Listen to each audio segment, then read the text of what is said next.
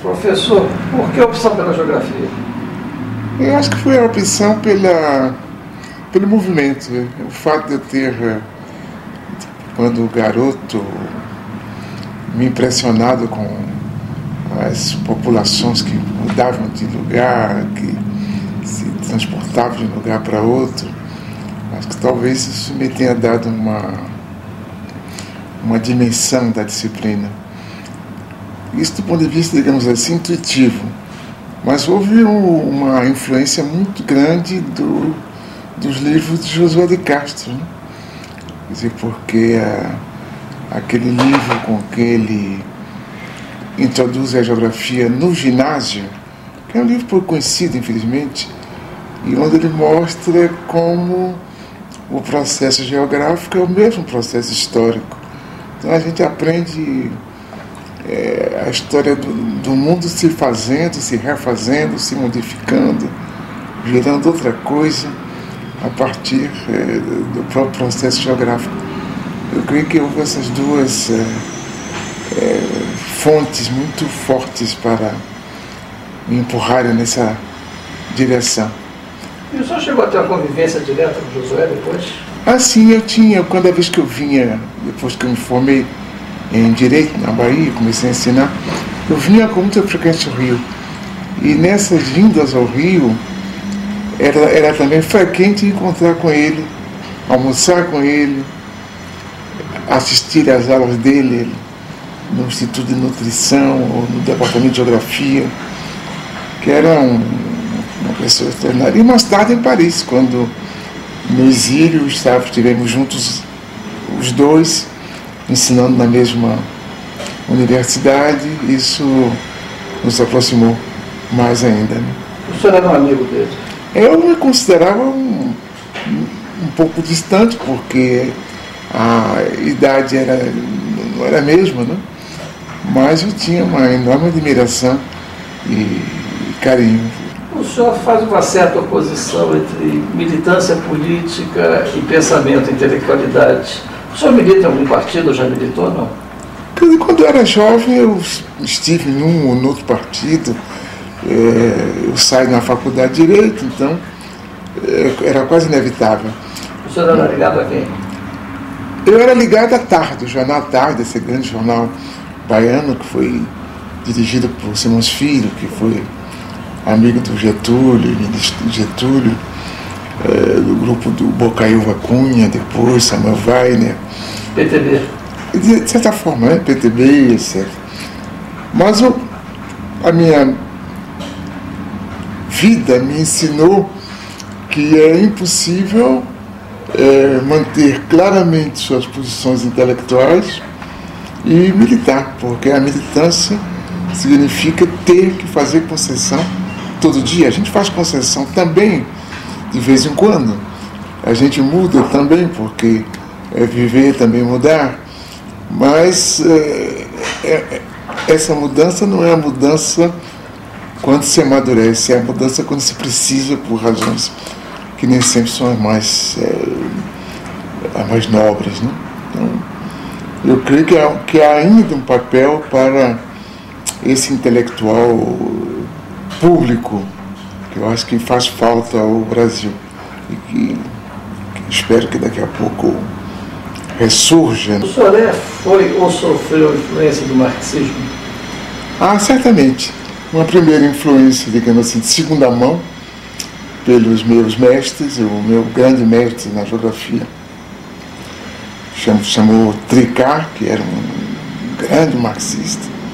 E os meus professores franceses também, ainda que nem sempre o dissessem, eram marxistas.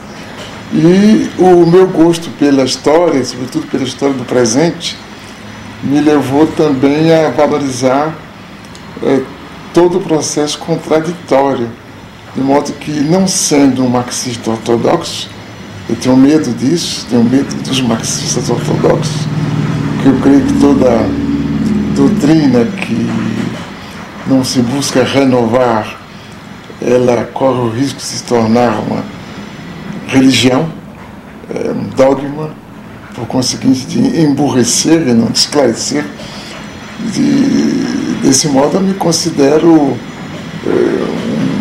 marxista, ou se quiser, um marxizante. E é possível, nesse mundo globalizado, hoje ter um pensamento indígena? Eu creio que é mais do que antes, né? Porque se eu olhar para trás na minha própria vida, eu vejo que hoje é muito mais fácil ser universal aqui mesmo, pensar o mundo aqui mesmo. Quer dizer, a primeira vez que eu entendi, que eu comecei a entender o mundo, foi quando deixei a Bahia para ir estudar na França, aí, lendo jornais. Nem eram os livros, eram os jornais, que me apresentaram o mundo de uma outra forma, que os nossos jornais, apesar de sua boa vontade, não podiam fazê-lo. Hoje não, qualquer pessoa com uma curiosidade mais aguçada acaba percebendo como o mundo é. Eu acho que é outra grande novidade, eu acho, do nosso tempo, e que vai permitir que, sem abandonar o que a gente é, indígena, a gente seja perfeitamente universal. Eu acho que isso vai ser muito fortemente influente na produção desse novo mundo. Professor, deixa eu fazer uma provocação. 58. Que é o começo e também já começa a ser o auge da luta de descolonização, né, das colônias francesas e dos países do terceiro mundo. Isso fez sua cabeça? A luta dos argelinos, dos marroquinos, tunisianos, África, Congo, né, com Patrick Lumumba, isso aí ajudou a forjar esse seu pensamento? Certamente.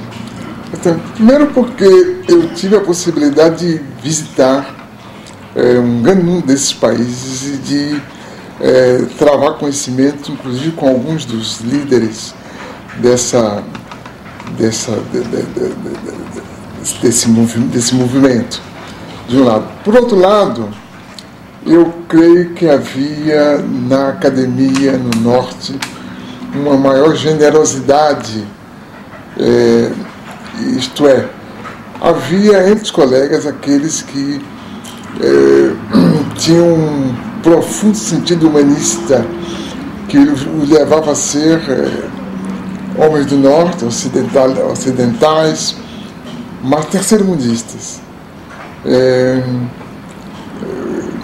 beneficiários do capitalismo e da colonização, mas socialistas. Então havia um diálogo possível com a intelectualidade do Norte. Quer dizer, que havia um clima internacional intelectual que favorecia. E havia um clima político que favorecia também, porque as nações do Sul, elas acreditavam em mudanças possíveis, ainda que graduais. Havia uma busca de fundamentos para essas mudanças. Basta ver no caso brasileiro coisas como o ISEB, né? Que os governantes estavam seguros de que era preciso ter um corpo de intelectuais ajudando a pensar as grandes mudanças. Eu acho que havia um conjunto de elementos históricos concretos que favoreciam no espírito do jovem, no espírito do intelectual, essa vontade de continuar, de prosseguir. Ele sabia que tinha um interlocutor aqui ou ali, que tinha uma editora disposta a difundir um auditório, uma juventude aberta ao debate, coisa que depois, e com muita rapidez, parece que se desmanchou. Quer dizer, hoje é muito raro encontrar generosidade na parte dos grupos dominantes da inteligência do Norte e, desgraçadamente, se tornou raro também encontrar entusiasmo na parte de uma boa parte das novas gerações do próprio Sul. Eu acho que houve uma mudança muito pronunciada de condições históricas, que agora se estão recriando. Eu creio que há uma recriação dessas condições e eu tenho fundadas razões para imaginar que algo de novo vai estar chegando. No século que passou, quais os homens que mais lhe impressionaram? Quem fez a sua cabeça? O século acabou. Acabou anteontem. Olha, um homem me impressionou muito. Eu vivi na Tanzânia, ensinei na Tanzânia 2 anos. Que foi uma formidável lição para mim de viver nesse país onde um professor de faculdade, que era o meu caso, ganhava mais que o presidente da República, e ninguém discutia isso. Achava inteiramente normal que fôssemos mais pagos do que o presidente. O presidente Nyerere, que eu conheci, que revi aqui no Brasil, em casa de Severo Gomes, algumas vezes, e me parecia um modelo de estadista. O estadista que é também um preceptor. O homem que explica o que quer fazer, por que quer fazer, o tempo em que quer fazer, e que, se acaso se engana, tem a coragem de dizer que se enganou. Né? Eu acho que o Nyerere me fez uma impressão extraordinária. É evidente que o que eu já conhecia de gente como Krugman, por exemplo, me ajudou nessa direção. O discurso que eu tive o privilégio de ouvir de Bourguiba, o presidente tunisiano, com quem pude conversar a sós durante uma tarde lá em Tunis, quando ele imaginava tirar partido do Corão para chamar de modernizar a nação tunisina e árabe, e a vontade de criação de um terceiro mundo solidário, que foi a mensagem que ele me pediu para transmitir a Jango, né? que foi quem me mandou conversar com ele, exatamente. Então, eu creio que esses homens, esses estadistas africanos, sobretudo, me fizeram uma formidável impressão. Do ponto de vista dos pensadores, eu creio que aquele que mais fortemente me impressionou foi Sartre, né? Seu gosto pela liberdade, pela sua crença arraigada no futuro e pela sua vontade de independência que influenciou e até hoje influencia. E entre os brasileiros, é evidente que, como baiano, eu não vou esquecer da figura de Rui Barbosa, de Castro Alves. Castro Alves pela beleza do seu verso e Rui pela sua pregação libertária e democrática, né? Essa busca da consciência jurídica que hoje faz tanta falta. Sem contar com os meus mestres mais próximos. No ginásio, os professores de ginásio, alguns deles, o meu professor de português, o meu professor de geografia, e mais tarde meus professores os meus mestres, né? Como Tricá, por exemplo, que é uma figura inesquecível. O senhor é um otimista? Sou um otimista. Tenho medo que essa minha afirmação seja tomada num sentido pejorativo. Eu creio que as condições da história atual permitem ver que outra realidade é possível. Essa outra realidade é boa para a maior parte da sociedade. E nesse sentido, a gente é otimista. A gente é pessimista quanto ao que está aí, mais otimista quanto o que pode chegar. O senhor continua fazendo seus estudos normalmente? Sim, sim. Eu estou vendo aí o lazer, banco, rede, sistema financeiro, lazer, calendários, festas. O senhor está estudando o que hoje? Quer dizer, isso aí foi um trabalho que eu fiz para o SESC, que eles me pediram trabalho, então sugeri mostrar que essa cultura de baixo cria emprego, né? Porque não se diz muito que a cultura produz emprego, a educação produz emprego, a cultura... Mas há uma cultura que não é chamada cultura, que também produz emprego. Nós fizemos esse estudozinho, que é um estudo piloto, quer dizer, não apenas tentamos mostrar um pouco que a ideia é ver dentro da cidade essas formas de solidariedade.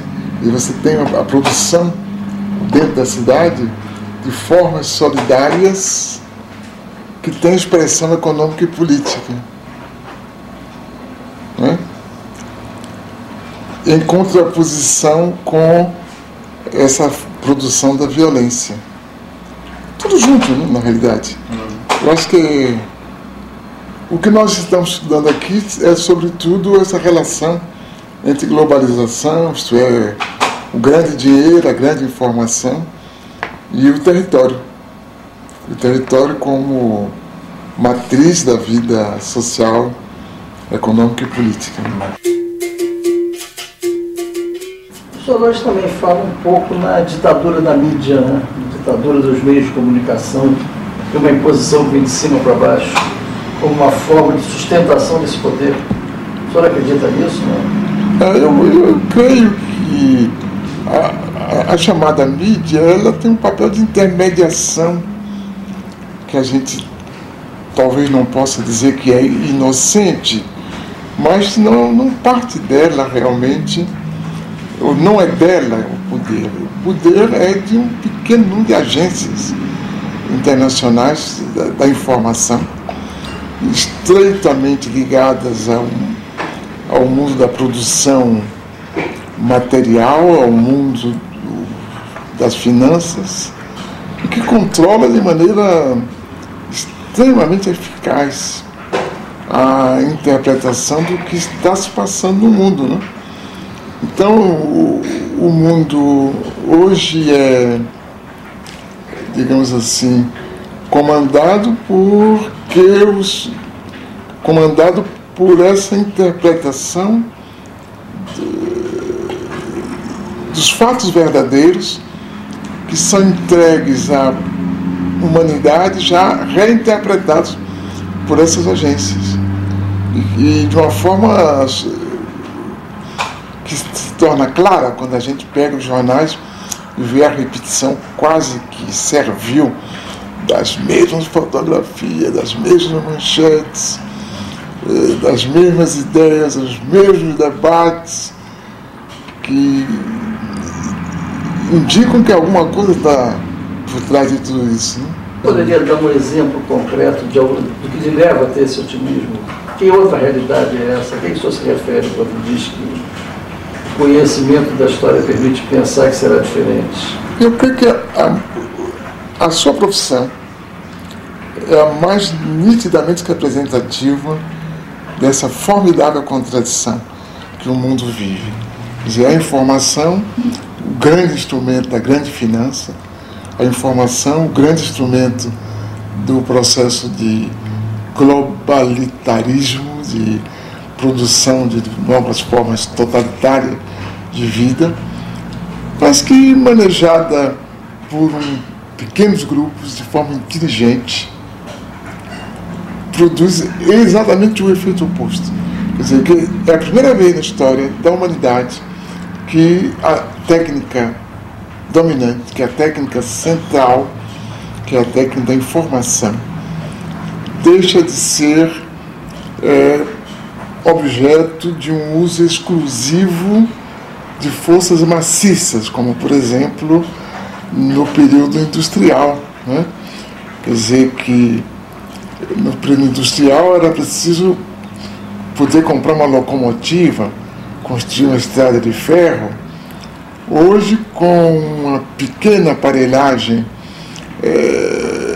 informática, eletrônica, com meios limitados, também se faz opinião, também se produzem coisas centrais na reelaboração da história.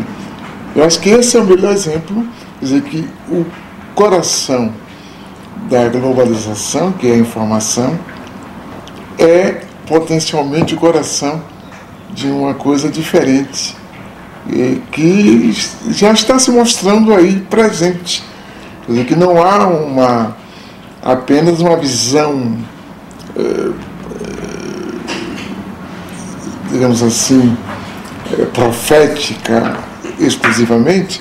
Há uma realidade que está se dando com toda clareza e que apenas luta por se afirmar mais e mais, e que por isso é contida nas suas possibilidades. Se a gente olhar no caso brasileiro as dificuldades que tem todos os produtores culturais independentes, a gente vê como o processo de produção do constrangimento é também formidável. O que não impede que isso se faça, o que quer dizer que a força de fazer ela está aí. E eu não sei se há 40 anos atrás seria possível fazer da mesma forma. Então, esse otimismo é um otimismo fundado na história do presente, nas coisas que já existem, que não precisam ser inventadas, já estão aí. Quer dizer, que é a primeira vez na história na qual a gente convive com o futuro possível. Acho que essa que é a grande novidade da nossa geração, é essa capacidade que nos foi dada de conviver com o futuro possível, que não é nada do domínio dos filósofos, é algo que tanto nós que imaginamos ser intelectuais, sabemos que existe, como o rapaz pobre da periferia que inventa a música revolucionária e que explica o seu mundo. Acho que essa que é a grande novidade. O senhor foi ou sofreu influência do marxismo ainda hoje? Ainda hoje, sobretudo hoje, porque com a globalização, o que sobrou do socialismo é fundado em realidades profundas, como no caso da China, por exemplo, e o mundo ocidental que nós aprendemos mais a conhecer e a analisar e a interpretar, se tornou todo ele capitalista. Então, se tudo se torna capitalista, obrigatoriamente a contradição se instala, né? E nós vivemos hoje um mundo do paradoxo em estado puro. Nunca houve uma fase da história do homem na qual tudo fosse paradoxal. Então, ou a gente parte do paradoxo como uma vizinhança normal do cotidiano, ou a gente não se prepara para entender o que nos rodeia. Se isso é ser marxista, é a forma que a gente tem para viver com o seu mundo, né?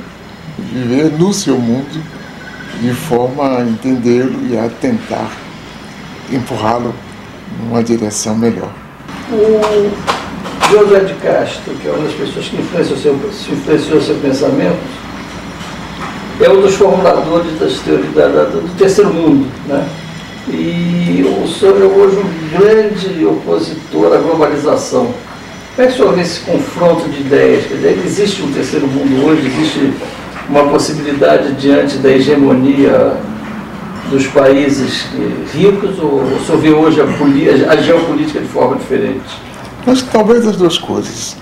Em primeiro lugar, eu creio que nunca houve uma oposição tão grande entre um pequeno grupo de países e a maioria esmagadora dos países e da humanidade.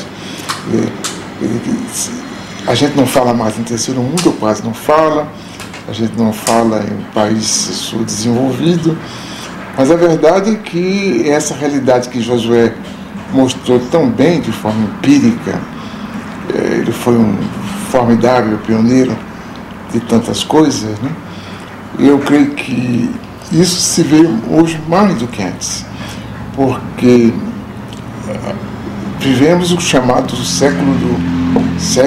tempo do pensamento, do conhecimento, etc.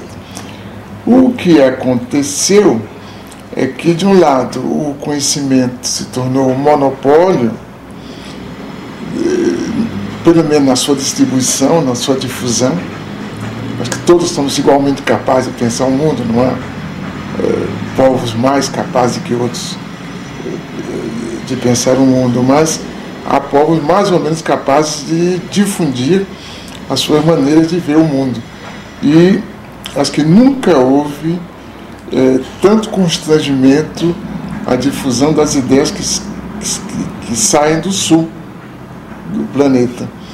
Quer dizer, um intelectual verdadeiro do sul, há 50 anos atrás, há 30 anos atrás, há 20 anos atrás, tinha muito mais possibilidade de ver as suas ideias difundidas no norte, no mundo inteiro, que tem hoje. E acho que isso, e os próprios países do sul, de alguma forma, privilegiam esse pensamento que vem do norte e dão menor força, importância a esse pensamento endógeno, indígena, endógeno, e que é também verdadeiro. Então nós temos um terceiro mundismo em germe muito mais forte do que antes, e uma realidade da dependência muito maior do que antes. E talvez por aí é que vai surgir essa possibilidade de a gente construir um mundo de outra forma, porque uma realidade que o mundo não conhecia com a mesma força atual é essa nova emergência do fenômeno de massa, né? Eu acho que essa coisa de massa ganha com o mundo da globalização um papel que a gente não podia imaginar que fosse possível há 50 anos atrás. Eu acho que então a gente podia voltar de certa forma ao que falávamos sobre o intelectual público, que busca interpretar esse sentimento, essa visão dessas grandes massas contemporâneas, como também desses arautos desse mundo novo que vai romper com esses grilhões tão fortes que são aqueles colocados pelo poder militar, pelo poder econômico e pelo poder de difusão das ideias das grandes potências do norte. O que é esse fenômeno que o senhor chama de globalitarismo? Digamos assim, eu acho que a gente tem que, num mundo que vive de retórica, não custa nada a gente estudar para encontrar a retórica oposta. Nós reclamamos contra os totalitarismos, o fascismo, o nazismo, e caímos noutras formas de totalitarismo, essa atual, né? Onde nos é exigido um comportamento estándar, onde para ser eficaz tem que seguir o mesmo modelo, uma mesma bula, onde os caminhos parecem ser marcados de forma rígida e todo escape é punido na primeira esquina. Então, acho que nunca houve um mundo que espalhasse que a liberdade é a forma suprema de vida e, ao mesmo tempo, suprimisse a verdadeira liberdade, porque essa carência de liberdade que compromete, inclusive, o exercício da cidadania, eu creio que é uma marca de nosso tempo que mais cedo ou mais tarde vai se mostrar insuportável, como os totalitarismos tiveram seus dias também contados, né? Então, a globalização, ela produz esse globalitarismo que existe para reproduzir a globalização.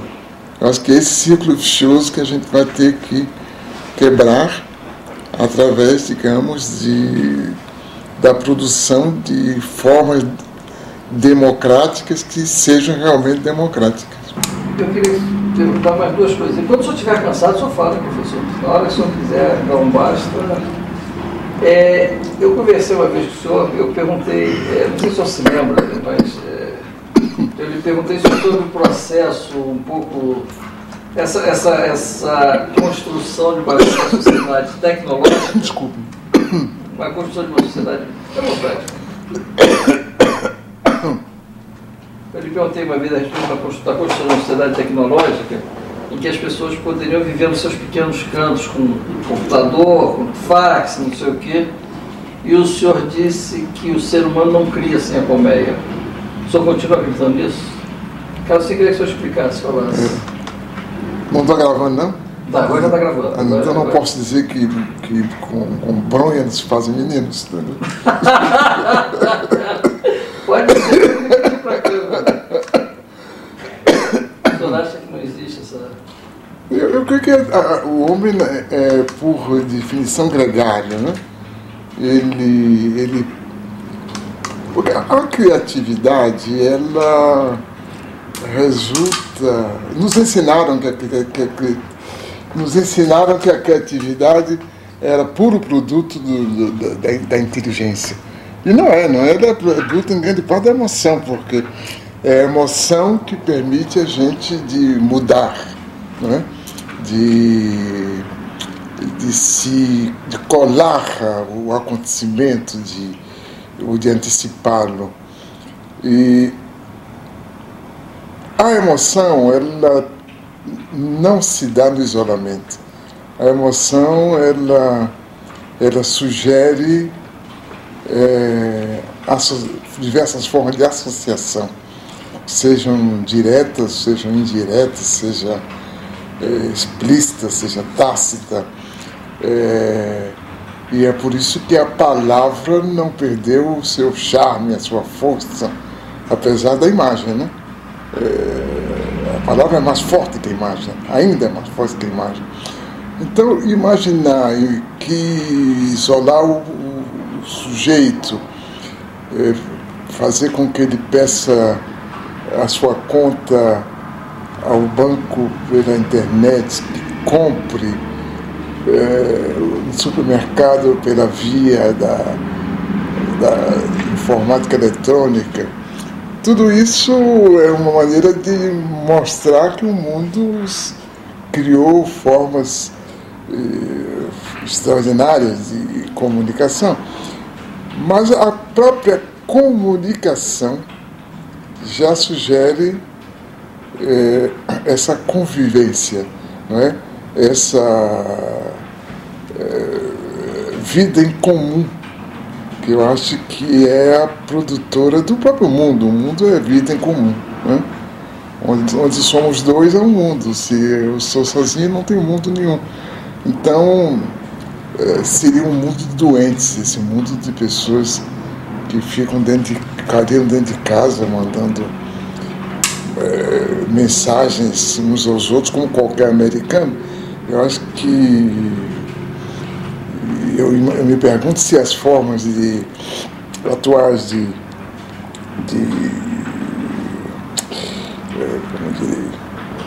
produção de informação, da produção de informação, elas elas prescindem desse componente, né? O embate físico é necessário, o contato. A forma de contar com a voz, a presença, o corpo. Acho que é tudo isso que cria o mundo, né? Como é que é aquela sua frase quase baiana, hein? Que é bronha que produzem meninos. Como? Pode falar bronha, não? Não haveria, digamos assim,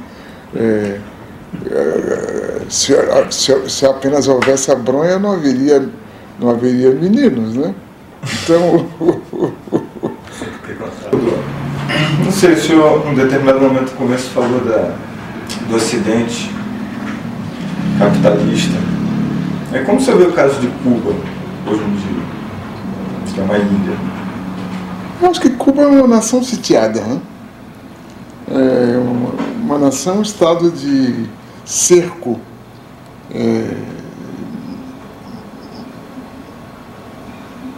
muito longo e que tem que se comportar como uma nação sitiada. Eu não posso pedir aos cubanos que tenham um comportamento de uma nação que exerce a sua soberania, a sua vida de uma forma dita normal.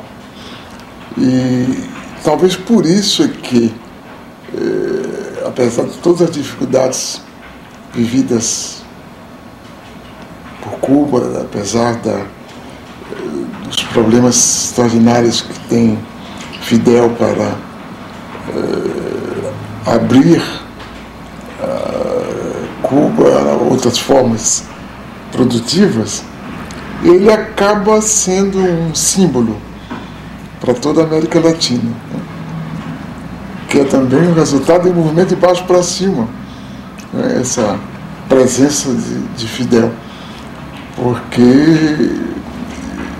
ele representa essa resistência que a gente gostaria de poder fazer e não faz. A mesma coisa com o MST, eles fazem o que a gente não pode fazer, ou não tem coragem para fazer. Então a gente admira. O senhor acredita no socialismo? Acredito, estou seguro de que tudo que está se passando hoje conduz a acreditar, a imaginar que não há solução fora dele, né? Porque se as formas organizativas que nos constrangem são muito fortemente estabelecidas, tudo o mais que não é assim organizado mostra que cada vez mais esse processo de solidariedade, não no sentido ético, mas no sentido da forma de vida, acaba por se impor muito mais do que há 50 anos atrás, do que há 30 anos atrás. O que falta agora é encontrar as fórmulas políticas que correspondam a essa realidade mais profunda da vida real dos homens, contrariada, essa vida real dos homens, pela forma de governá-los. O senhor hoje também fala um pouco na ditadura da mídia, né? Qual seria o antídoto para isso? Que sociedade construir? Como modificar isso? Eu creio que esse antídoto já está se mostrando através de formas artesanais de produção da informação, formas artesanais de distribuição da informação, formas artesanais de interpretação do que acontece. Eu creio que, aliás, você está bem colocado para saber isto. Quer dizer, há uma multiplicidade de manifestações independentes que é evidente que não tem a força desses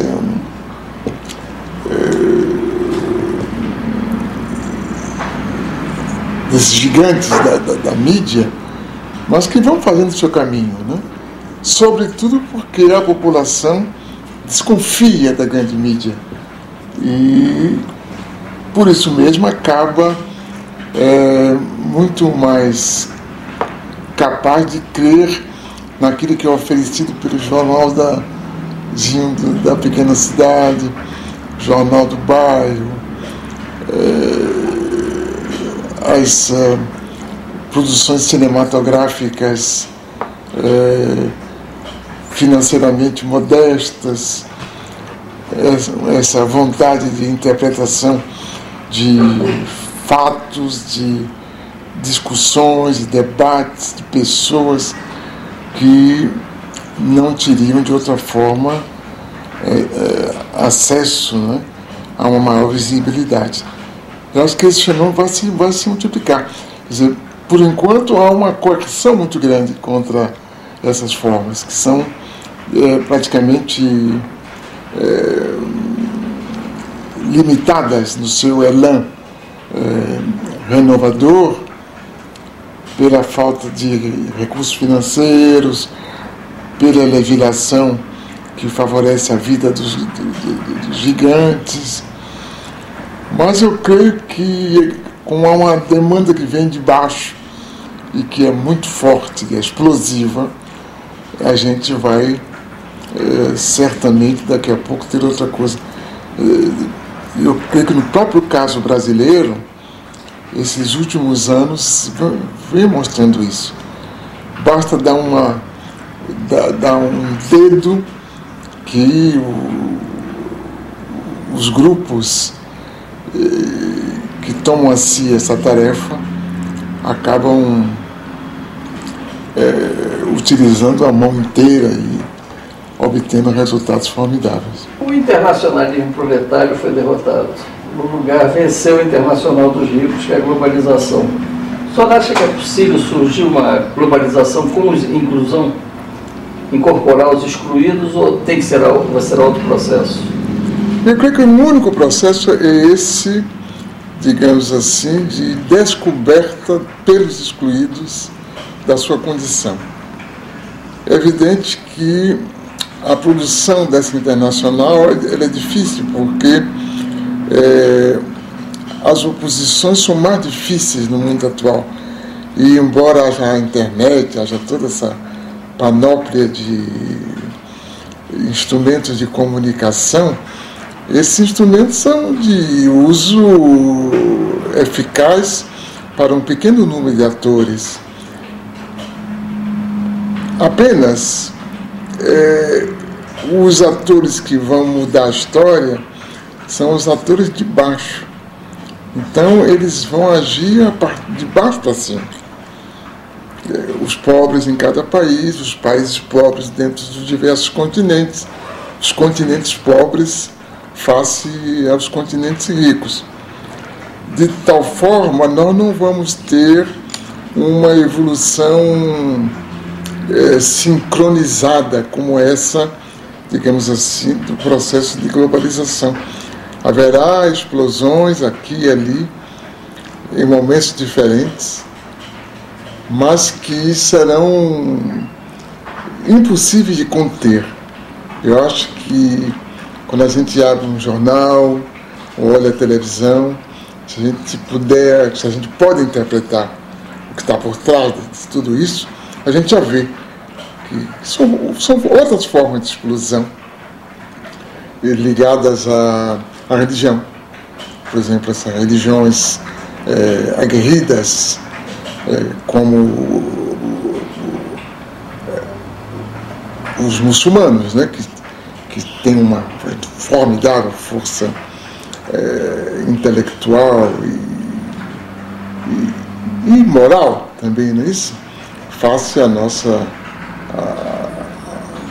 civilização greco-ocidental. E há, digamos, essa cultura de baixo, né, que se cria independentemente da cultura de massa, e que a gente imaginou um momento dado que não tinha como se expandir ou mesmo como se afirmar, e que acabou incorporando os meios ditos modernos, né? Há um domínio formidável dos meios modernos por essa cultura de baixo. Eu acho que há uma multiplicidade de fenômenos de baixo que a gente não dá importância, que a gente dá mais importância, chamada violência. Então, os jornais falam da violência dos bairros, então até tem bairros mal falados, porque violentos. Mas as outras formas todas de manifestação, que são propriamente culturais, mas que não aparecem com essa aura de cultura que é reservada, digamos assim, a parcelas já privilegiadas que fazem cultura, os outros fazem outras coisas. A gente não admite dizer imediatamente que o que eles fazem é cultura, porque o que eles fazem é cultura e é política ao mesmo tempo, né? Eu acho que essa produção da política que a gente encontra na população de baixo, essa produção da política internacional que a gente encontra, por exemplo, entre os povos ligados à religião muçulmana, por exemplo, que fazem todos os dias política internacional, né? Que sugerem uma nova geopolítica. E esse combate silencioso que é feito, por exemplo, por esse 1 bilhão e 100 milhões de pessoas na Índia, né, cuja formidável preocupação é a produção do conhecimento, e que a gente nem sabe direito que eles têm essa religião do conhecimento, né, que eles utilizam em benefício da sua própria nação. Essa outra coisa extraordinária que acho que é a China, né, que a gente imagina que está se tornando capitalista, mas que na realidade está usando ao seu modo os instrumentos que o nosso tempo oferece. Acho que todas essas formidáveis mudanças é que vão garantir, eu creio, essa produção de um mundo novo, né? E na América Latina a gente vê muito menos ainda esse fenômeno, porque nós decidimos ser europeus, né? E insistimos em ser europeus, nos recusamos a pensar como nós próprios, porque achamos mais chique pensar como os europeus e os americanos, e aí temos uma enorme dificuldade para entender o mundo. E essa enorme dificuldade também nos deixa meio atarantados, meio tolos diante da história que está se fazendo. Daí a própria política brasileira é um pouco perdida, porque nós não sabemos muito o que fazer com o mundo novo, porque não descobrimos as formas de pensar esse mundo novo a partir de nós próprios. Talvez por isso é que, voltando à sua primeira pergunta sobre os intelectuais brasileiros, é que como as classes letradas foram treinadas para ver o mundo como se fossem elas europeias e norte-americanas, toda outra forma de interpretação do mundo escapa aos letrados e isola os que querem ser intelectuais universais, pero indígenas. O senhor hoje citou várias vezes o bibopista. O senhor acha que é a grande manifestação hoje popular de insatisfação? Acho que é mais evidente, porque como nós vivemos no mundo do discurso, é um discurso, né? Então eu creio que tem esse papel de ser, digamos, de porta-voz de sentimentos que as pessoas às vezes nem elaboraram completamente. Então aparecem esses novos François Villon, do século XXI que elaboram e entregam à população como caminho, um caminho político que vai sendo ouvido, vai sendo cada vez mais ouvido. Que conselho o senhor daria aos jovens hoje? De ser plenamente jovem,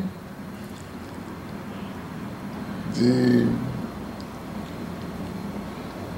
ter fé, ter crença e imaginar que é possível construir um outro mundo.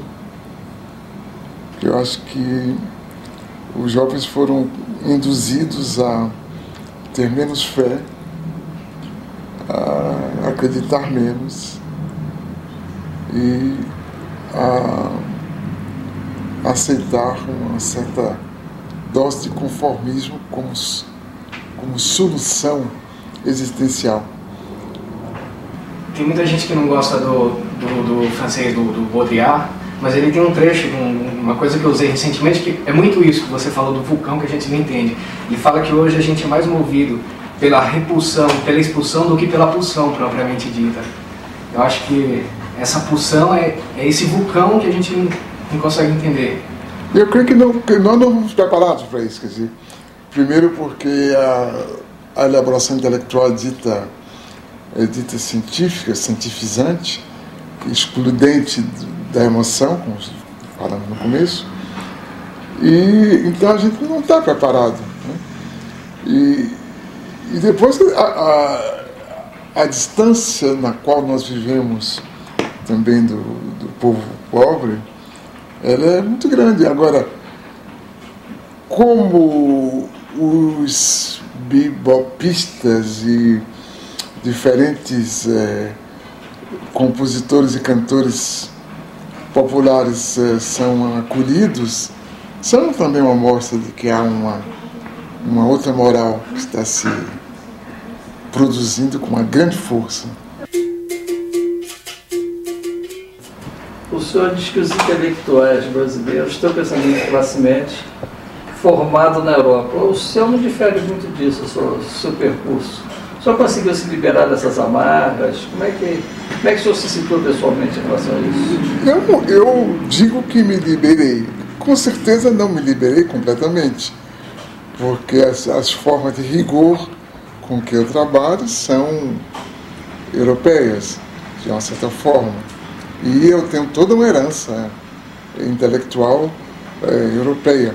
Mas o que eu posso dizer é que a convivência que se tornou, digamos, funcional, que tive que trabalhar lá e ensinar lá, isso me permitiu acelerar a minha própria mudança.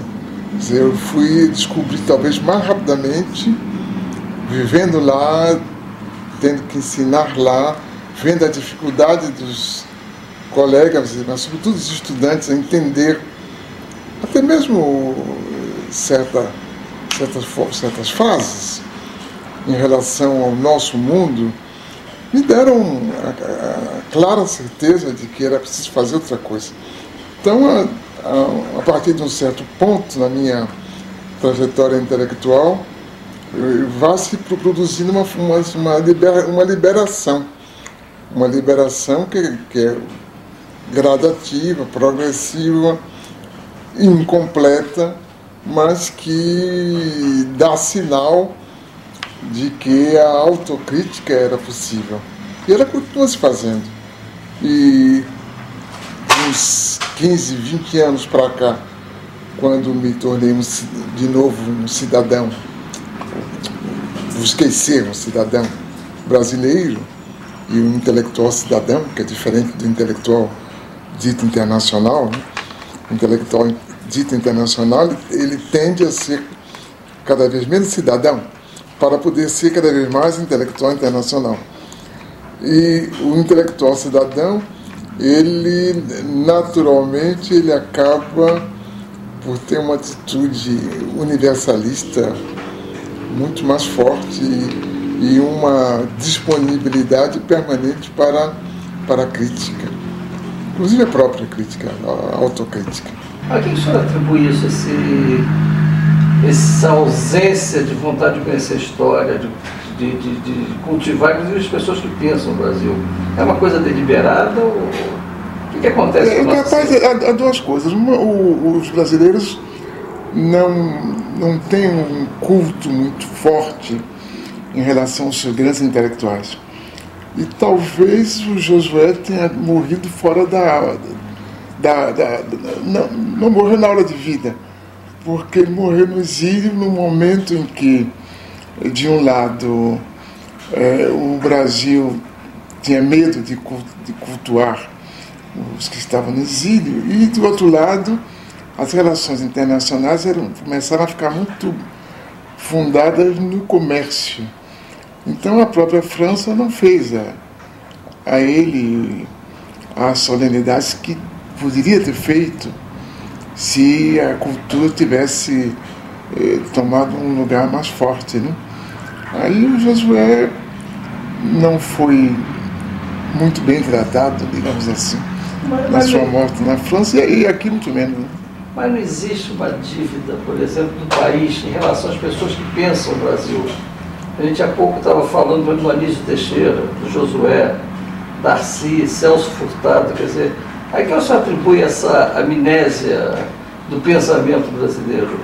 Eu acho que após a abertura política, uma dívida que poderia ter sido resgatada. Um pensar no Brasil não poderia? Eu creio que um homem como Darcy, ele conseguiu, talvez, essa proeza de ser reconhecido, ainda que muito combatido também, né? Mas o fato central, me parece, que essa busca da verdade, assim, que é o trabalho do intelectual, tem uma certa oposição em relação à maneira de fazer política, né? Que os partidos não se mostram claramente. Não. Agora que começam os partidos a se mostrarem mais claramente, de modo que eles trabalham muito mais se escondendo que se mostrando. Como é que o senhor definiria esse intelectual público? O que ele faria hoje? Bom, seria o homem que estaria permanentemente buscando o que a gente chama de verdade, essa coisa inatingível, e tendo a coragem de dizer essa verdade, de escrever essa verdade, a coragem de ser coerente com essa verdade, e tendo a força para ampliar, digamos assim, essa busca do conhecimento e a coragem de se mostrar humilde cada vez que descobre os seus erros, seus equívocos, e recomeçar, né?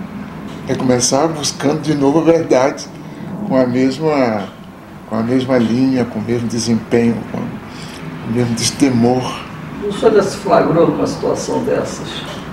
Eu tenho a impressão que o fato de que a minha atividade intelectual é muito solitária, quer dizer, eu me considero um intelectual que não pertence a nenhum grupo definido, que não tem nenhuma filiação. Então, essa situação de solidão, ela de um lado lhe deixa espaço para uma expressão muito mais ampla, muito mais aberta, o que as pessoas chamam de corajoso, mas que é o trabalho normal do intelectual. E, de outro lado, isso tem que trazer dissabores, porque os nossos meios intelectuais são, de certa forma, estreitos, vivem em grande parte em função de arranjos miúdos, e de forma que toda expressão de liberdade mais forte, maior, choca, aborrece, constrange e dá vontade ao suposto adversário de estrangular. De vez em quando a gente se sente realmente próximo da estrangulação. Na entrevista de 98, o senhor disse que nos próximos 10 anos poderia haver um movimento no Brasil de baixo para cima, com algum levante social. E justamente de 98 para agora, a gente viu também um movimento, por exemplo, como o MST, migrando das páginas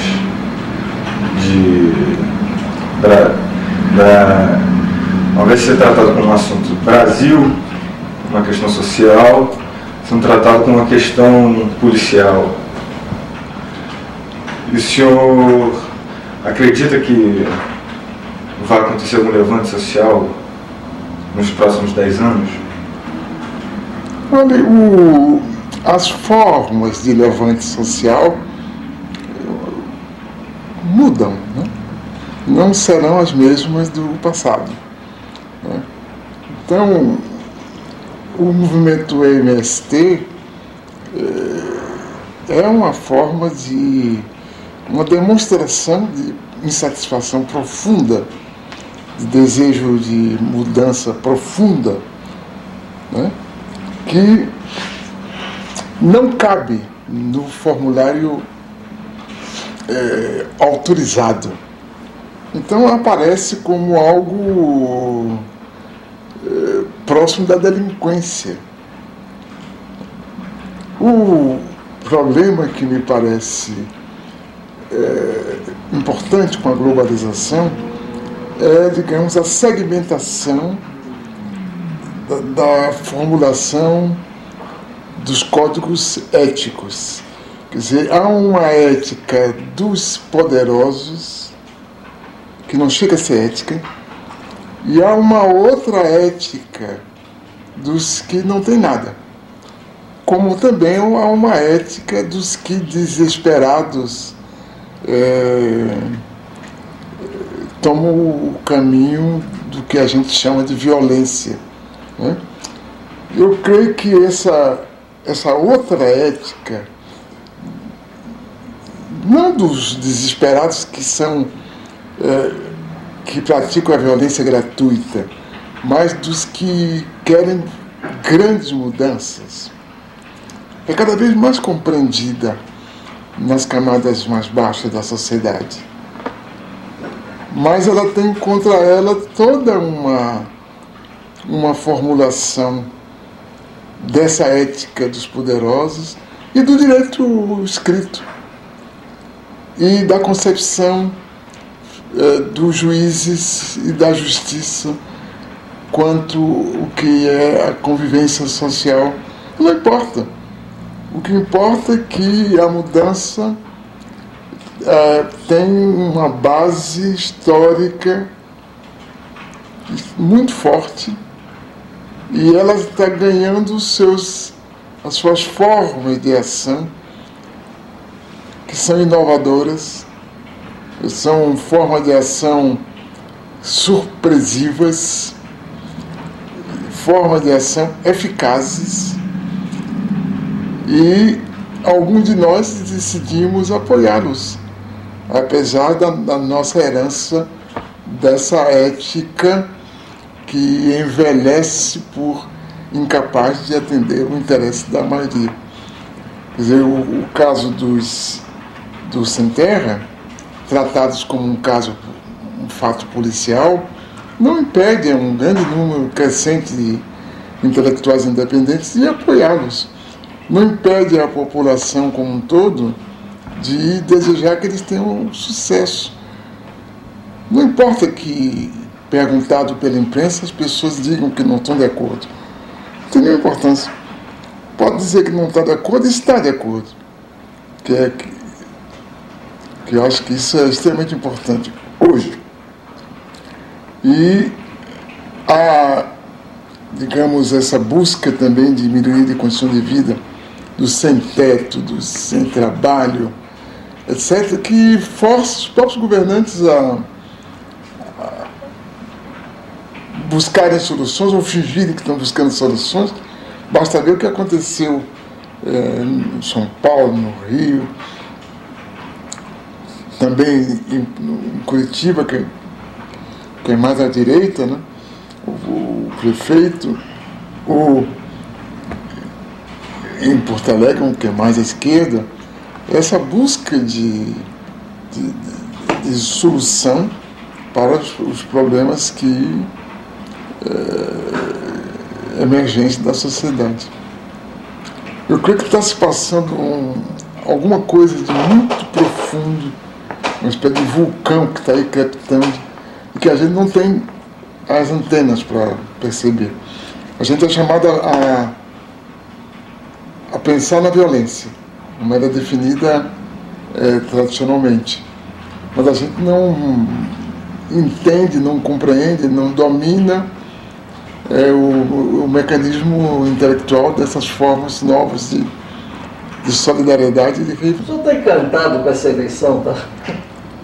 Eu só estou otimista demais. Com a eleição? Com essas mudanças que houveram antes. Não, eleição não. A eleição para mim não. A eleição é uma forma de consumo, como qualquer outra. A eleição não me diz nada, porque eu tenho até medo do que eu vou dizer, mas vou dizer isso mesmo. Eu acho que a eleição é um interregno, um intervalo no qual um regresso, uma regressão, porque praticamente se põe entre parênteses os debates mais de profundidade. Para ganhar a eleição, os candidatos, mesmo mais progressistas, eles decidem não falar nada que seja importante. Então, a eleição não me entusiasma, nada. Eu acho que é um processo de fundo, eu acho que esse que é importante, né? É um processo de fundo. A população é convencida de que a eleição é um patrimônio, de que o voto é um patrimônio, mas o patrimônio real não é esse. O patrimônio real é começar a conhecer o funcionamento do mundo e do país, etc. O senhor quando fala de militância, o senhor está referindo muito mais à ação do artista, a ação cultural, a ação do intelectual, que uma ação partidária? Eu acho que há uma militância do artista, né? Há uma militância das atividades intelectuais todas, há uma militância do homem de faculdade. Quer dizer, cada vez que a gente abre a boca, se a gente exprime uma verdade que encontrou e na qual acredita, é uma forma de militância também. A militância que me assusta é a da estrita obediência aos estados maiores dos partidos, que, por mais puros que sejam os partidos, os estados maiores têm hábitos diretivos que frequentemente são pouco agradáveis. Então, a militância, digamos, das atividades intelectuais, isto é, artísticas, literárias, acadêmicas, é uma convergência entre a obra, né, e a vontade de fazê-la eficaz, que depende só de você e que muda na medida em que você muda com o seu tempo. E a outra militância não, a outra militância ela tem como norte interesses que são fundamentais para ganhar isso que se chama eleição, e que não é democracia. A eleição não é democracia, ela é apenas um gesto que com frequência do domínio do consumo eleitoral, muito mais do que do consumo político. Mas mesmo assim há uma graduação, né? Seguramente será melhor ter a Marta Suplicy na prefeitura que o Paulo Maluf. São dois modelos de sociedade diferentes. Isso sem nenhuma dúvida. Eu creio que a eleição ela permite que essa recriação da opinião pública se manifeste. Ela se manifesta completamente. Então, nesse sentido, a eleição é parte de um processo. Mas o que eu talvez não tenha sabido exprimir, e agora vou tentar melhorar um pouco o meu pensamento, é que a eleição não é o processo político, ela é apenas um dado do processo político. O senhor várias vezes se referiu ao Estado, inclusive em relação ao intelectual. O senhor não abre mão do Estado? Eu creio que o Estado é indispensável porque as entidades chamadas de terceiro setor, primeiro, elas não são abarcativas, elas não podem cuidar do conjunto das pessoas que precisam de cuidados. Segundo, elas acabam obrigadas a cuidar melhor de certos setores e não de outros setores. Enquanto que o Estado, através do exercício da política, a tendência dele é cuidar de todas as pessoas. Quer dizer, essa produção democrática, realmente democrática, que as ONGs ou o terceiro setor não podem, pela sua própria definição, cuidar, porque tem as limitações de sua origem, do seu financiamento, dos seus objetivos. Então o Estado se torna algo cada vez mais indispensável, porque as fontes criadoras de diferença, de desigualdade, são muito mais fortes do que no passado. Então, para desmanchar essas diferenças, para reduzir essas desigualdades, é necessário um Estado que intervenha, um Estado socializante, por conseguinte. Eu diria, então, que o senhor deve ter uma visão bastante crítica em relação a todo esse processo de privatização que está se construindo no país, sobretudo, o senhor deve ter uma visão bastante crítica em todo esse processo da construção do país, sobretudo para a área da privatização e mais ainda em relação à questão do abandono do ensino público. As duas coisas. Está saindo agora um livro que foi gerado aqui nesse nosso laboratório, que vai se chamar O Brasil, esse livro que eu espero que seja um grande livro de interpretação geral do Brasil, onde eu tento mostrar que o poder privado organiza as coisas em função do seu interesse e organiza bem. E, paralelamente, ele desorganiza tudo mais. Que eu acho que esse é que é o grande problema do Brasil atual, é que essa privatização sem limites e aberta a todas as áreas da vida nacional acaba por criar uma desordem que é sinônimo de desgoverno. Quer dizer, que nós estamos diante de uma ingovernabilidade prática que vai exigir, possivelmente, daqui a pouco, uma retomada de rumos. E isso está ligado claramente à maneira como essas privatizações se dão. E que já vinham se dando, como na educação, na saúde. A gente fala hoje na privatização da universidade, mas é um equívoco a gente falar somente hoje. Isso tem pelo menos 35 anos que ela vinha se dando, que o número de vagas não aumenta e que as próprias universidades públicas, elas defendem si, mas não se dirá que elas defendam o ensino público, porque elas não fazem uma defesa política geral no Brasil do ensino público. O ensino público não é necessário apenas para que eu não pague a faculdade ou a escola. O ensino público é necessário para que os meus temas de pesquisa e a minha preocupação quanto ao conhecimento seja uma preocupação de ordem pública. Eu acho que é isso que é a universidade pública. Não é só porque eu não pago, é porque o essencial do meu trabalho é o interesse público. Eu acho que é isso que é o problema.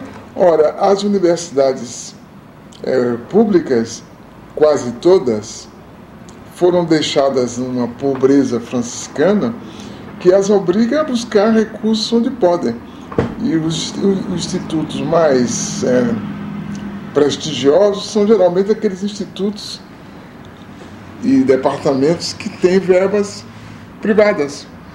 Então eu acho que ter-se-ia que rever tudo isso.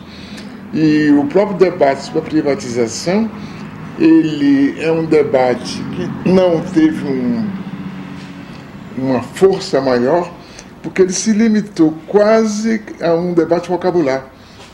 Então as pessoas são contra, a favor da privatização, quando a gente podia perfeitamente mostrar nos diversos domínios da vida da nação como a privatização é contra o homem, né? Por exemplo, a saúde. Nós deixamos de privatizar a saúde.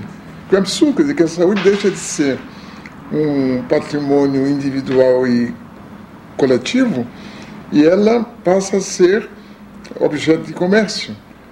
Quer dizer, que é a própria negação da dignidade da vida, né?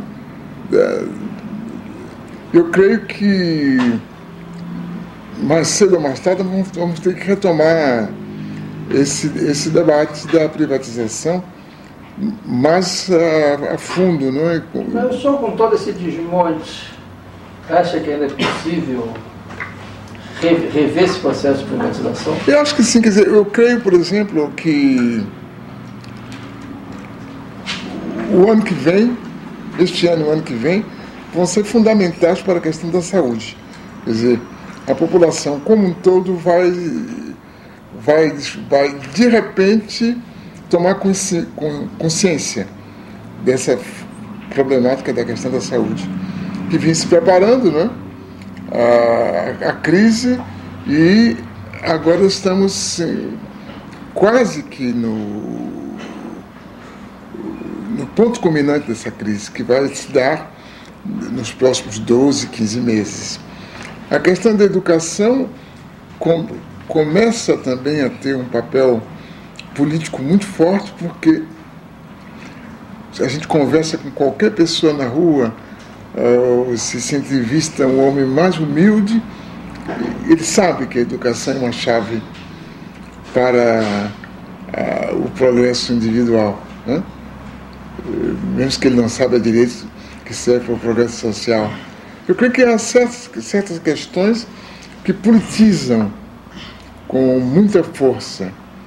Então, essa questão da privatização da saúde, da educação, da residência, da segurança, cada um ao seu modo e ao seu tempo vai contribuir para, creio eu, desembocar na produção de um novo ente político no país.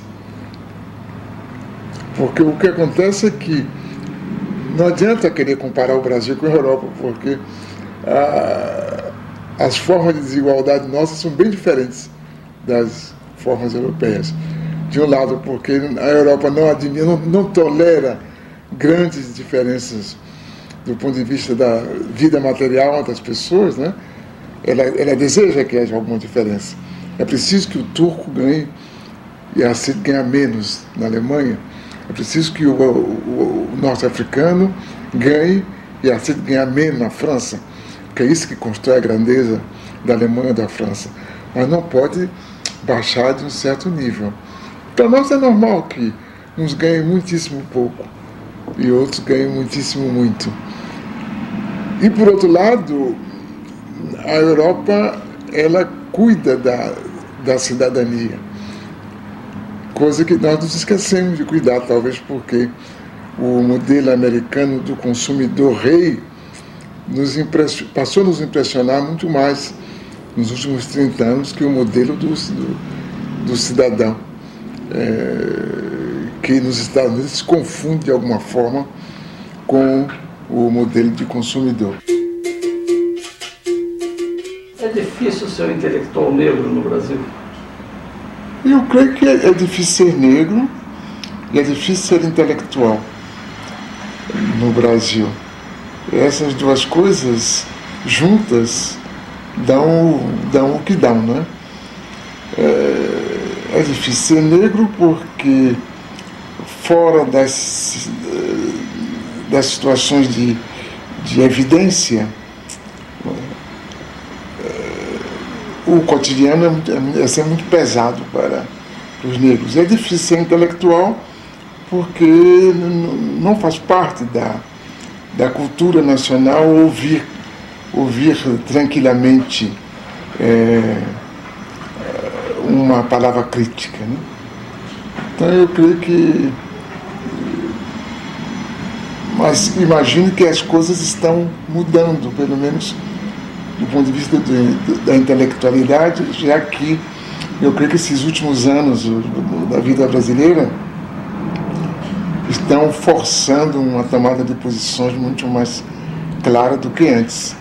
E a própria vida política está ganhando uma velocidade no sentido positivo como a gente não imaginaria que pudesse ter há 10 anos atrás. Eu creio que o Brasil está vivendo um processo político muito bonito, que está presente de uma forma ou de outra nos diversos partidos. Quer dizer, a gente prefere os partidos ditos progressistas, mas a verdade é que também há homens coerentes na direita, e é preciso que haja esses homens coerentes em todos os partidos para que possa haver um debate que seja limpo. Quando as pessoas não são coerentes, o debate tende a não ser suficientemente claro, limpo e enriquecedor. Outra questão, passando para outro universo, a questão do processo de integração dos negros norte-americanos e os negros brasileiros. O senhor faria algum ponto de comparação ou não? Só o meu susto, né? Eu tenho um grande medo de que aqui se reproduza essa história americana do crescimento separado. Quer dizer, essa produção de uma classe média, de uma pequena burguesia negra,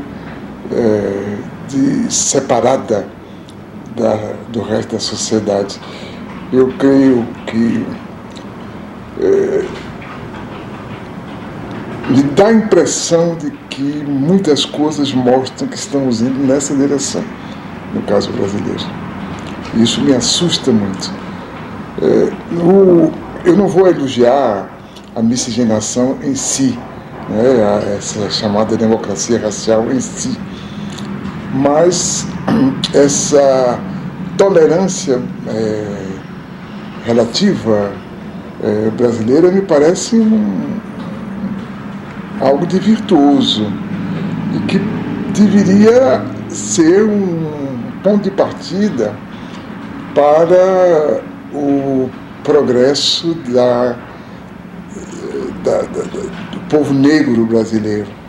Mas o que me parece que está acontecendo, no caso do Brasil, é que, de um lado, as dificuldades de inserção exitosa dos negros no mundo dos brancos levam muitos negros a imaginar que a solução mais fácil é exatamente se inserirem no mundo dos que têm êxito pelo fato de poderem ter uma progressão separada.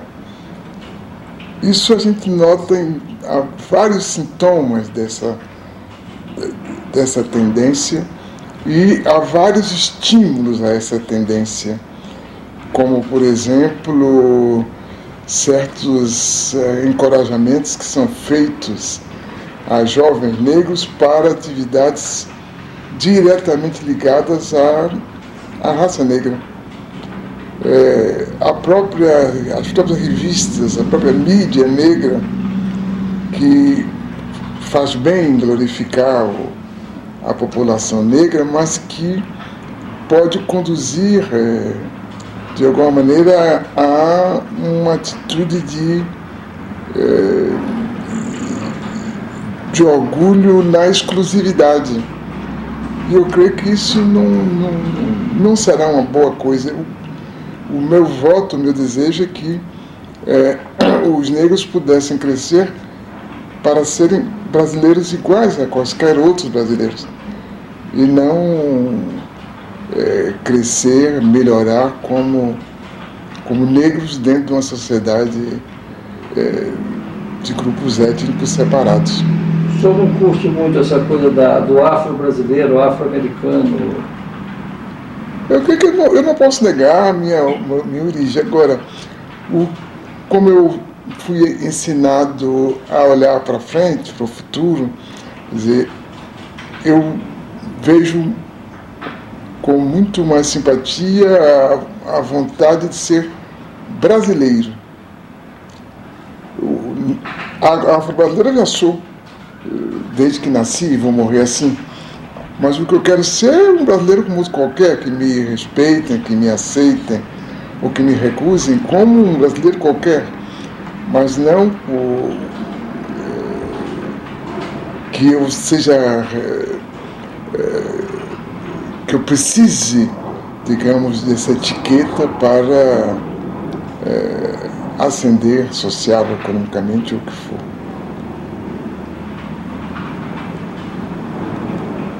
É uma questão bastante difícil de discutir, porque nas condições brasileiras atuais há uma certa evolução do povo negro, inclusive há uma melhoria cultural muito forte e mesmo econômica, né? Quer dizer, a gente compara o que é hoje com o que havia há um quarto de século, o progresso é inegável. Se a gente também se preocupa com as formas de organização, inclusive políticas do povo negro, se fez um progresso muito forte. E eu penso que a cultura teve um papel muito grande em tudo isso, a cultura negra. Agora, o que me parece que havia que completar é exatamente abrir espaços semelhantes para todos, porque o risco na sociedade de globalização, que vai exigir um certo tipo de competências às quais os negros têm mais dificuldade de acesso, quer dizer que os negros que recebem uma educação de segundo nível, de terceiro nível, de quarto nível, por conseguinte, na sociedade que está se criando, eles vão ter mais dificuldade do que antes. Por conseguinte, eles vão ser obrigados a lutar mais do que, por exemplo, eu tive que lutar, ainda que no meu tempo nós éramos pouco numerosos, né?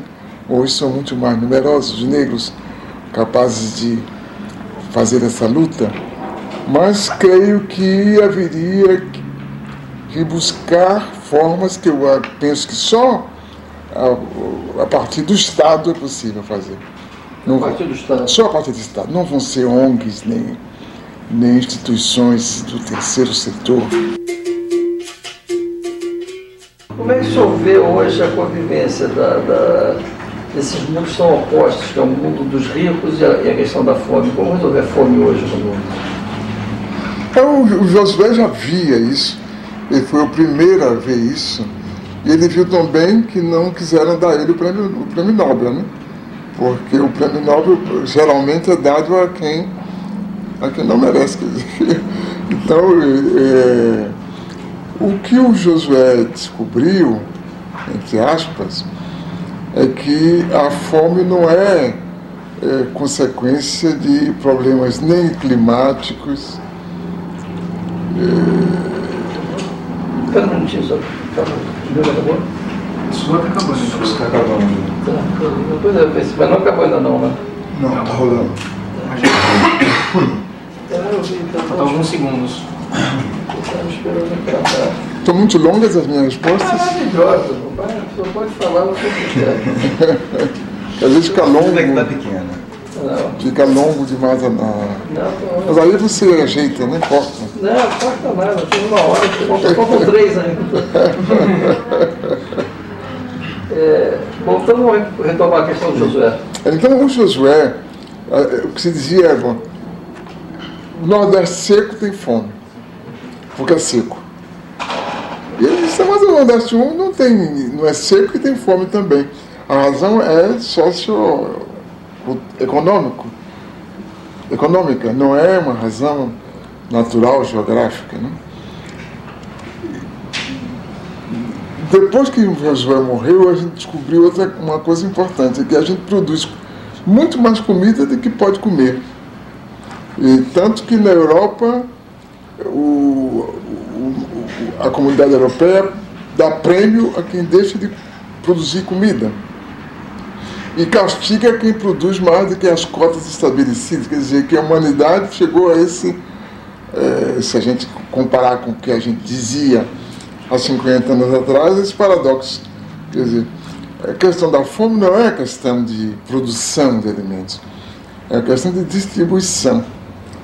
E o Josué dizia que a fome era um dado geopolítico, que era uma forma pela qual as nações poderosas mantinham seu controle sobre a humanidade. Isso a gente viu quando de certas epidemias de fome na África e na Ásia, os Estados Unidos se recusando a dar ajuda alimentar se certas condições políticas não fossem preenchidas. No caso do próprio Brasil, se há uma parte da população que não come corretamente, isso é culpa unicamente da forma como nós organizamos a sociedade. Não é que não haja alimento, não é que não se possa transportar os alimentos, não é que não se possa distribuir os alimentos. Apenas nós decidimos que alguns não devem comer, porque acaba por ser uma decisão, que se depois de tantos anos a gente aceita tranquilamente continuar discutindo a questão da fome, que me parece uma vergonha, que ainda se tem que discutir isso. Eu creio que a questão da fome, ela deriva daquilo que Josué dizia, da insensibilidade dos poderosos. Ele dizia da insensibilidade dos países imperialistas, ele dizia. O imperialismo não tinha interesse em suprimir a fome. Seria resolvível? Eu acho que ele é resolvível, sim. É evidente que teria que haver, digamos, teríamos que recomeçar o debate da civilização, que a gente abandonou. A gente passou a debater o crescimento econômico, né?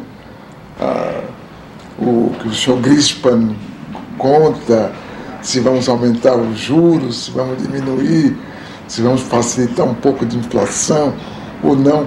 Mas a civilização na própria quase que não é objeto de discussão. E isso abre espaço para qualquer forma de barbárie como essa, pela qual a gente deixa morrer crianças e velhos e adultos tranquilamente. O que mais eu gostaria de falar que não lhe foi perguntado? Eu acho que eu falei quase tanto quanto o Darcy Ribeiro teria falado por o seguinte. Vamos fazer um balanço.